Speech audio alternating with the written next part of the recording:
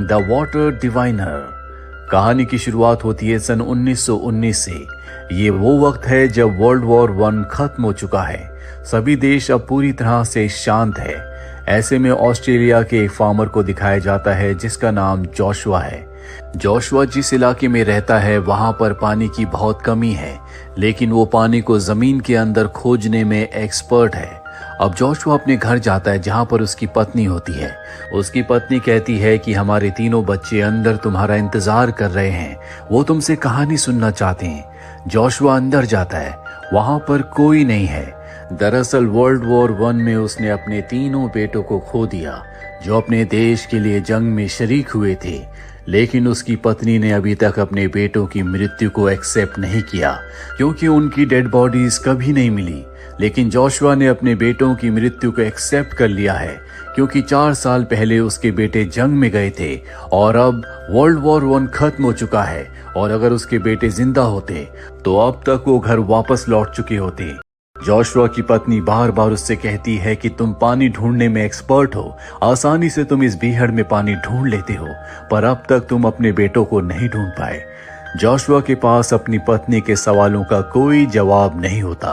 Joshua भी अंदर से बहुत दुखी है, लेकिन वो अपना दुख किसी के साथ शेयर नहीं कर सकता। उसी दुख में और अपने बेटों की याद में वो सो जाता है। अगली सुबह जब वो उठता है तो उसकी पत्नी घर पर नहीं होती। वो उसे ढूंढने के लिए बाहर जाता है और पास ही के तालाब में उसे अपनी पत्नी की डेड बॉडी मिलती है, जिससे वो और भी टूट जाता है। अपनी पत्नी को दफनाने के बाद वो अपनी पत्नी से वादा करता है कि वो अपने बेटों के अवशेषों को ढूंढकर जरूर लाएगा और उन्हें अपनी पत्नी की ग्रेव के पास दफनाएगा। और अब वो अपने सफर पर निकल पड़ता है।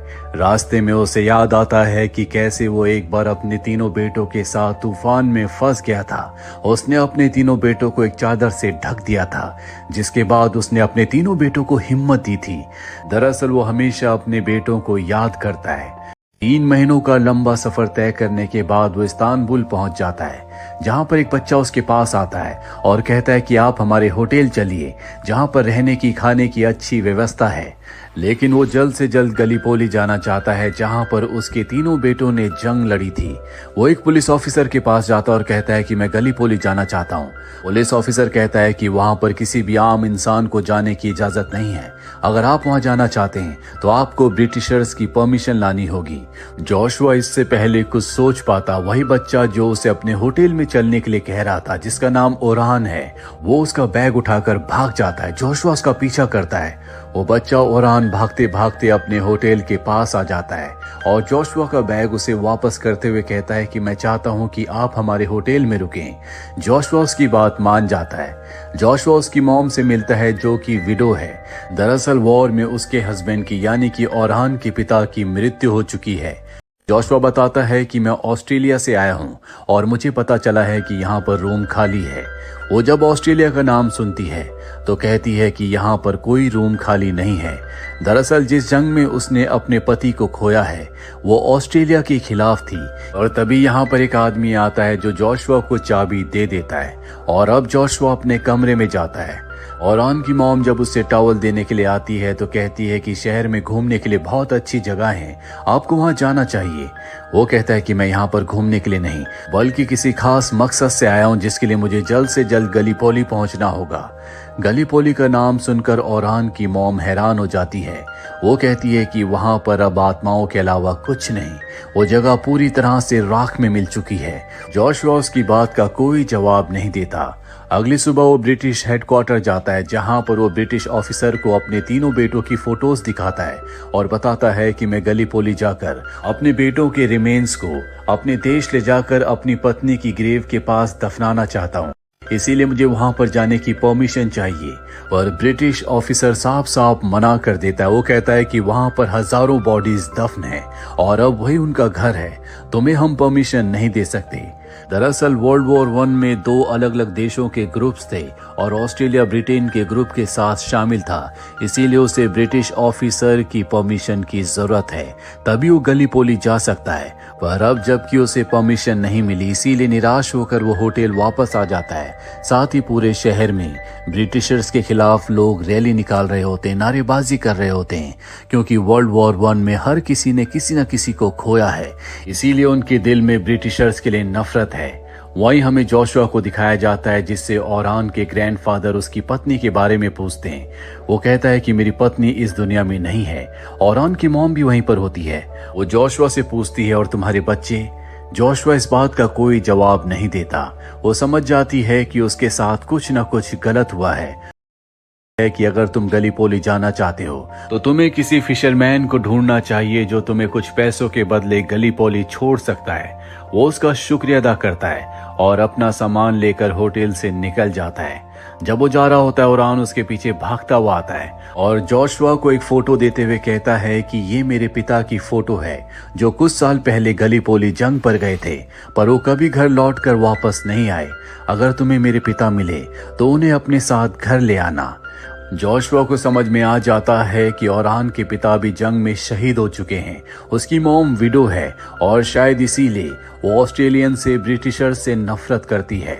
अब जोशुआ अपने सफर पर निकल पड़ता है और जब वो बोट से गलीपोली के लिए समंदर के रास्ते जा रहा होता है, तभी उसे एक सोल्जर देख लेता है। कर्नल अपने सोल्जर को कहता है कि वो जो कोई भी है उसे मेरे सामने लाया जाए, और अब जोशुआ को पकड़कर कर्नल के सामने लाया जाता है।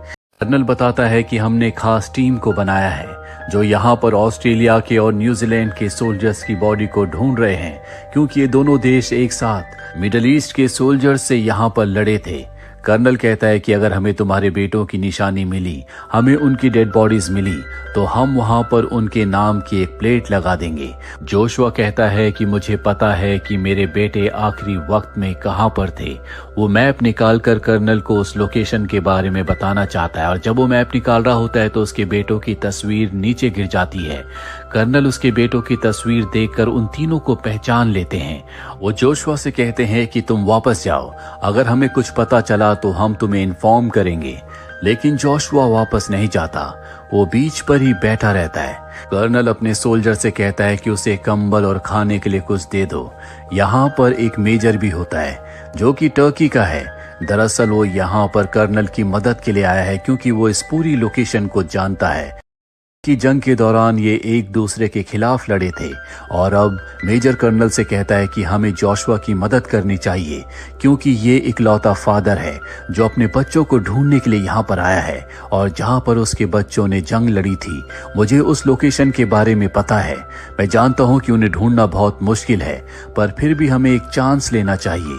कर्नल मेजर की बात मान जाते हैं और अब जोशुआ को बुलाया जाता है और उसे उस जगह ले जाया जाता है जहां पर उसके बेटों ने जंग लड़ी थी।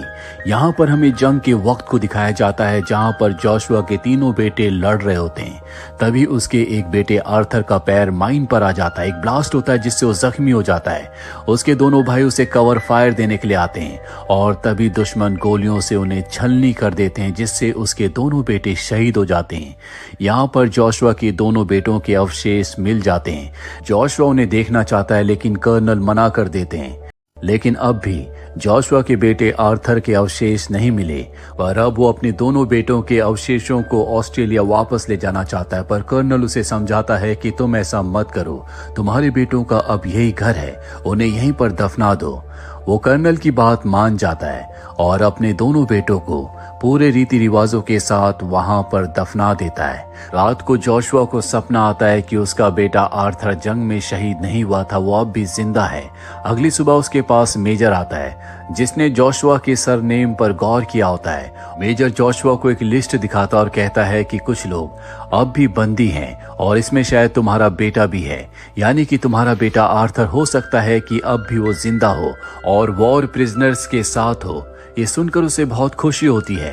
वो ओरान के होटल वापस आ जाता है और ब्रिटिश हेडक्वार्टर जाता है, जहां पर वो बताता है कि शायद मेरा बेटा अब भी जिंदा है जो वॉर प्रिजनर्स के साथ है, मुझे आपकी मदद चाहिए। लेकिन ब्रिटिश ऑफिसर उसकी कोई मदद नहीं करता। वो कहता है कि मैंने तुम्हें मना किया था कि तुम गली पोली नहीं जा सकते, फिर भी तुम वहां पर गए। वो जोशुआ के पासपोर्ट को जब्त कर लेता और कहता है कि थर्सडे को मैं तुम्हारे पास आऊंगा और तुम्हें ऑस्ट्रेलिया वापस भेज दिया जाएगा। जोशुआ इसके बाद होटल वापस आ जाता है, जहां पर ओरहान की मॉम अब उससे नफरत नहीं करती, क्योंकि उसे पता है कि जंग में उसने भी अपने बेटों को खोया है, जिस वजह से उसकी पत्नी ने भी अपने आप को खत्म कर लिया। वो उससे बहुत सारी बातें करती है और बताती है कि मेरे हस्बैंड भी जंग पर गए थे, जो कि शहीद हो चुके हैं, लेकिन मैं अब भी मानती हूँ कि वो जिंदा हैं, क्योंकि अगर मैंने मान लिया कि मेरे हस्बैंड अब इस दुनिया में नहीं रहे तो उनका भाई जो हमारे साथ रहता है वो जबरदस्ती मुझसे शादी कर लेगा। दरअसल वो चाहता है कि किसी भी कीमत पर मैं उससे शादी के लिए हाँ कर दूं, पर मैं उससे शादी नहीं करना चाहती। जोशुआ को उसकी मजबूरी समझ में आ जाती है।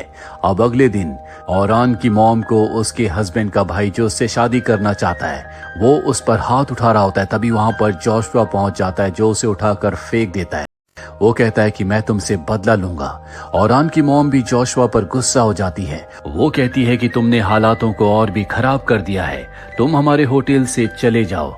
और अब जब वो होटल से बाहर निकलता है तभी ओरहान के पिता का भाई, जिसे जोशुआ ने उठाकर फेंका था, वो वहां पर अपने लोगों के साथ आ जाता है, जो जोशुआ को बहुत बुरी तरह से मारते हैं। पर ठीक उसी वक्त वहां पर सार्जेंट आ जाते हैं, जो उससे कहते हैं कि तुम्हें मेजर ने बुलाया है, और अब उसे मेजर के पास ले जाया जाता है।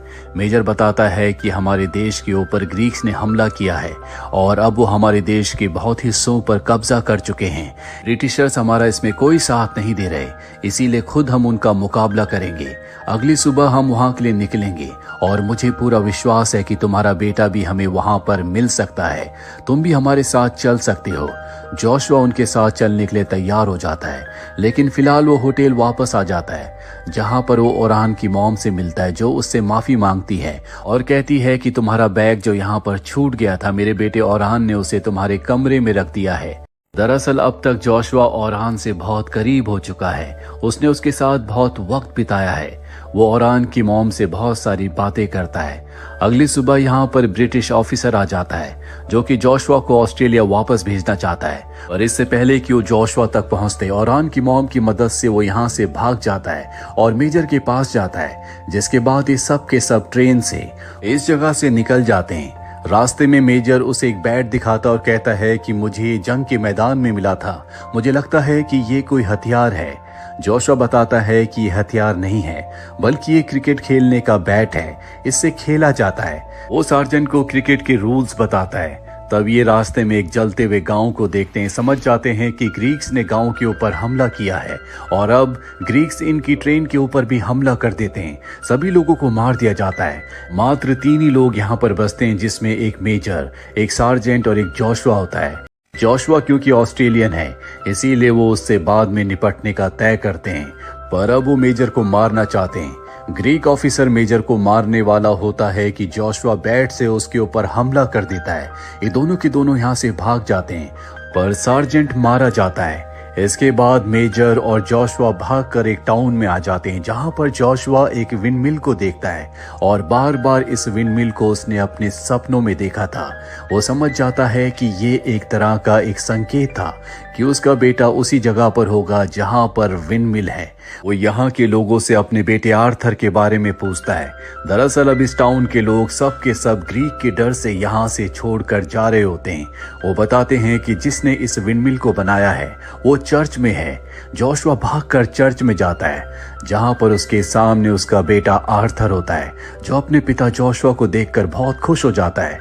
दरअसल वो एक गहरे सदमे में होता है। वो अपने पिता को बताता है कि मेरे दोनों भाइयों में से एक भाई जंग में सरवाइव कर गया था, लेकिन वो बहुत बुरी तरह से जख्मी था। वो अपने दर्द को सहन नहीं कर पा रहा था, वो मुक्ति चाहता था। उसने मुझसे रिक्वेस्ट की, बार बार रिक्वेस्ट करने पर मुझे उसकी बात माननी पड़ी।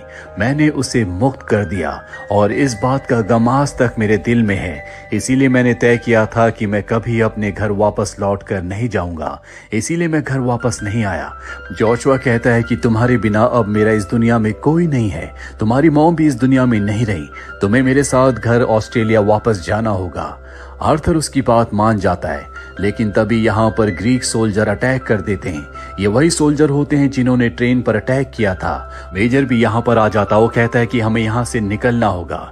और अब जोशुआ और आर्थर यहाँ से ग्रीक सोल्जर से बचकर बहुत आसानी से निकल जाते हैं। वापस वो ओरान के होटल में आते हैं, जहाँ पर ओरान की मॉम जोशुआ को उसके बेटे आर्थर के साथ देखकर बहुत खुश होती है। कहानी के अंत में दिखाया जाता है कि ओरान की मॉम जोशुआ के लिए कॉफी बनाती है। जोशुआ बड़े प्यार से उस कॉफी को पीता है, जिससे हमें समझ में आ जाता है कि कहीं न कहीं अब ओरान की मॉम और जोशुआ एक दूसरे को पसंद करते हैं। और इसी के साथ जोशुआ की ये कहानी यहीं पर खत्म हो जाती है। उम्मीद करते हैं कि ये कहानी आपको पसंद आई होगी।